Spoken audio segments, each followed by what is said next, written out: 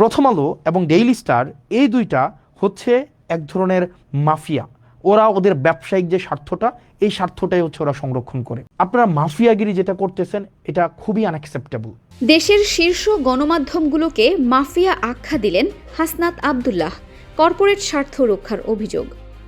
সংবাদ পরিবেশন না করে উদ্দেশ্য প্রণোদিতভাবে ভাবমূর্তি ক্ষুণ্ণ করা এবং মালিকপক্ষের ব্যবসায়িক স্বার্থ রক্ষার অভিযোগ তুলে দেশের শীর্ষস্থানীয় কয়েকটি গণমাধ্যমের বিরুদ্ধে তীব্র ক্ষোভ প্রকাশ করেছেন বৈষম্য বিরোধী ছাত্র আন্দোলনের অন্যতম নেতা হাসনাত আব্দুল্লাহ। শনিবার রাতে সামাজিক যোগাযোগ মাধ্যমে এক লাইভ সম্প্রচারে এসে তিনি প্রথম আলো, ডেইলি স্টার, কালের কণ্ঠসহ বেশ কয়েকটি গণমাধ্যমকে সরাসরি মাফিয়া ও কর্পোরেট প্রতিষ্ঠানের পাহারাদার হিসেবে আখ্যায়িত করেন। সাম্প্রতিক একটি আর্থিক বরাদ্দের অভিযোগকে কেন্দ্র করে এই ক্ষোভের বহিঃপ্রকাশ ঘটে। জেলা প্রশাসকের বরাত দিয়ে বেশ কয়েকটি সংবাদ মাধ্যম প্রচার করেছিল যে হাসনাত আব্দুল্লাহ এবং আসিফ মাহমুদ রাজস্ব খাত থেকে 25 কোটি টাকা তুলে নিয়েছেন।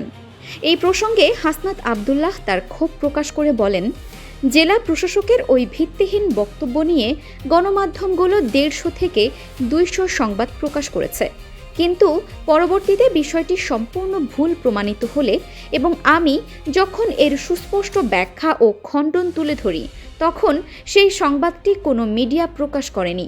তার অভিযোগ, গণমাধ্যমগুলো উদ্দেশ্য প্রণোদিতভাবে সত্য গোপন করে তাদের চরিত্র হননের চেষ্টা করছে। মিডিয়া নয়, এরা কর্পোরেট মাফিয়া।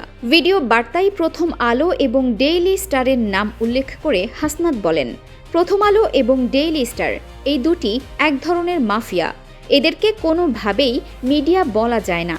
এরা মূলত ব্যবসায়িক প্রতিষ্ঠানগুলোকে বাঁচিয়ে রাখার কাজ করে। তিনি দাবি করেন, স্বাধীন সাংবাদিকতার চেয়ে মালিক পক্ষের এজেন্ডা বাস্তবায়নেই এসব গণমাধ্যম বেশি মনোযোগী।